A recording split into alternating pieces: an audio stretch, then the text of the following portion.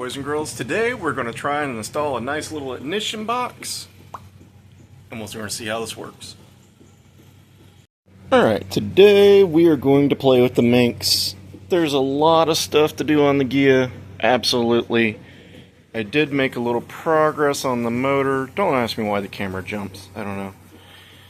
But we'll save that for another day. There's a lot of stuff there to deal with, and I just don't feel like dealing with that. But I do feel like playing with the Minx, and I'd say it's over a year ago I bought a Pertronix Digital HP ignition system. So it's basically like an MSD box. It's got a, this would be like a 6AL kind of, you know.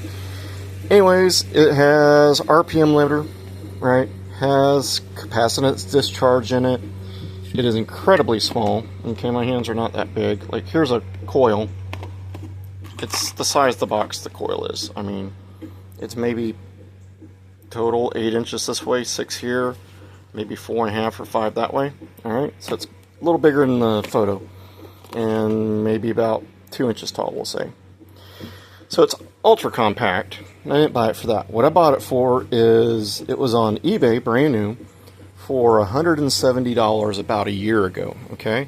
For some reason, there's the part number. You can see it's like 5 years old or so. It was listed new, everything was packed in there. Even came with a coil that I'm not going to use because the MagnaSpark has its own GM style coil. So we're not going to do that.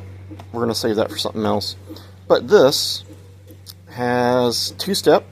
It has burnout, has fatal overrev, and has capacitance discharge. I wanted it for the two-step, alright, so I can set my fatal overrev, you know, let's just say you set it 5500, you want to do $3,000 in the burnout, there's another, you can use a button for that. If you want to put it on the two-step before you launch it and you want 4500, you know, you push that button. That's what I wanted, was the two-step. So it comes with a pretty nice connector, a wiring harness that's got a good amount of wire. I thought it didn't until I unrolled it, but I'd say there's about 6 feet to this guy. And there are instructions in here that are fairly clear on how to do everything, okay? It does have all that. They're in color too, which is kind of cool. But I just taped up the wires I needed to go to the back. Alright.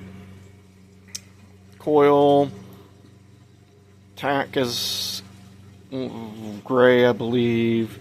It's keyed switch, ignition power, and all that. So it's not too many wires. I mean, there's maybe 6 of them here. 1, 2, 3, 4, 5. We'll just say 6. Yeah, there's 6 wires. You know, 4 of them are redundant. The 2 from your distributor go to 2 wires in here, and then there's a power and a ground to your coil. Right. So there's the other 2. And then there was another one that went to key switch power, and another one that's tack, okay?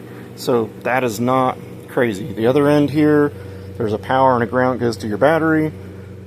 One of the blue wires is your, I think it's the dark blue is my two-step. The grayish blue right here is, I believe it was the burnout. Yellow is shift light, all right? So, not hard, alright? Hardest thing is going to be finding a place to put it. I've narrowed it down to putting it on the little firewall there because the harness should be long enough to come back to the motor, and it's out of sight, but still enough where I can get to the rotary switches. So I'm going to probably mount it in an angle like this, maybe.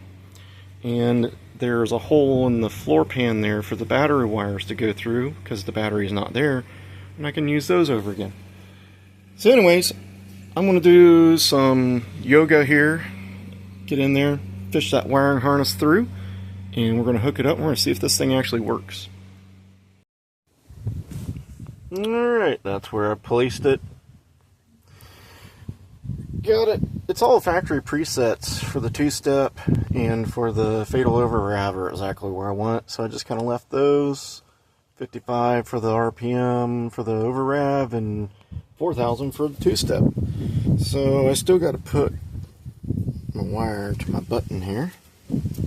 So we're just going to ground this. The light blue wire you have to put 12 volt power to. So I guess they made it where you can't goof it up, which I'm sure I can.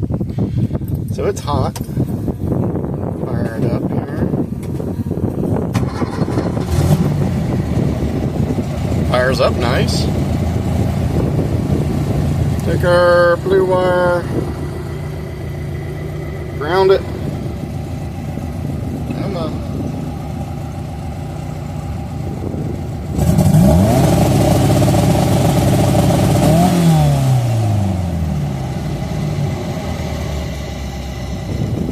For some reason we're not building boost though. I don't know why.